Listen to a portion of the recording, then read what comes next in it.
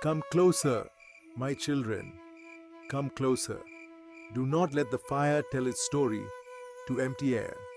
Sit where you can hear the wood crackle, where you can see the sparks rise into the night.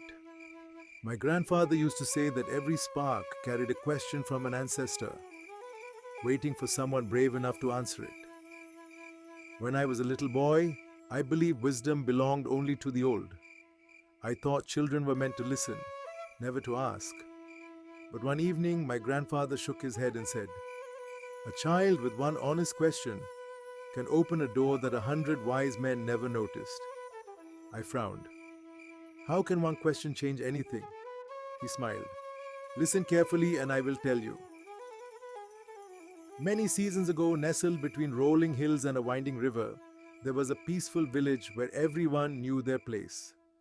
The farmers tilled the land, the hunters entered the forest before dawn, the women wove baskets and pounded grain, the blacksmith shaped iron with fire and patience.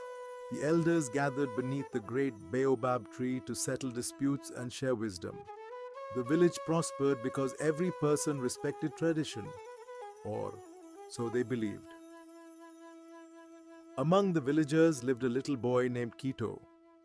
He was no taller than his mother's shoulder. His feet were always dusty from running through the village. His eyes were brighter than the morning sun. But what made Kito different was not his speed, it was his questions. He questioned everything. Why do birds fly in a V? Why does the moon change its shape? Why does the river never get tired? The adults laughed kindly. One day, you will understand. But Kito was never satisfied with one day. He wanted to understand today. Every full moon, the elders gathered beneath the ancient baobab tree. The entire village came to listen. The elders spoke of harvests, cattle, marriages, and justice. Children were expected to sit quietly. No interruptions, no questions, only listening. That was the way it had always been. One evening, after a long discussion about the future of the village, the oldest elder stood and declared, "Our traditions have kept us strong for generations." Everyone nodded. Then, a small voice broke the silence. "May I ask one question?" Every head turned. It was Kito. The elder smiled gently. "You may ask one." The little boy stood. His voice trembled.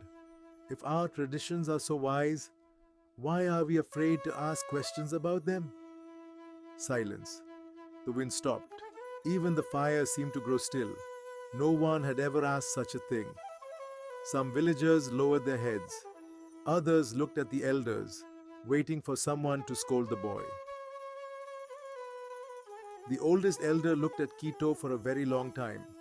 Finally, he laughed, not to mock the child, but because he had realized something. "My son," he said, "when I was your age, I asked that very same question."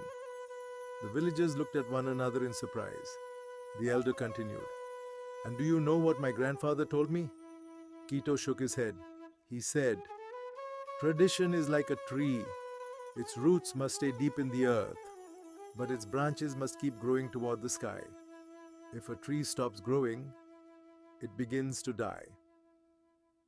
That night, the elders talked until the stars faded. They realized that somewhere along the years, they had begun protecting tradition instead of understanding it.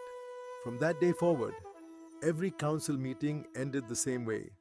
The oldest elder would look toward the children and ask, "Who has a question?" At first, only Kito raised his hand, then another child, then another.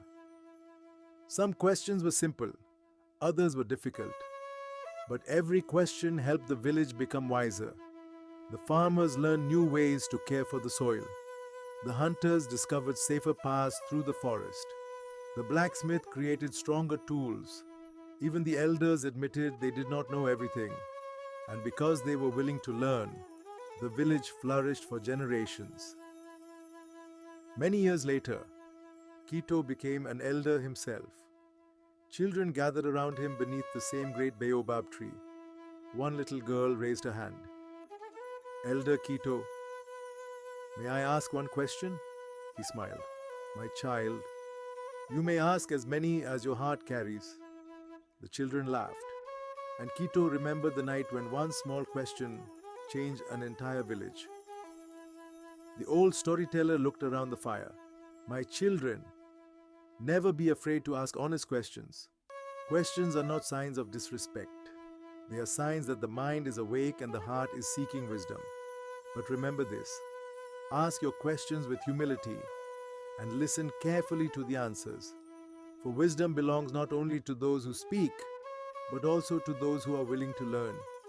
Remember this proverb: the child who asks for the road never sleeps in the forest. Never stop learning, never stop wondering, and never believe that your voice is too small to make a difference. The fire is growing low now. The moon has climbed high above the baobab. Take this story with you. Share it with your children. For as long as questions are asked, wisdom will never stop growing. And if the fire still burns tomorrow night, I will tell you another story.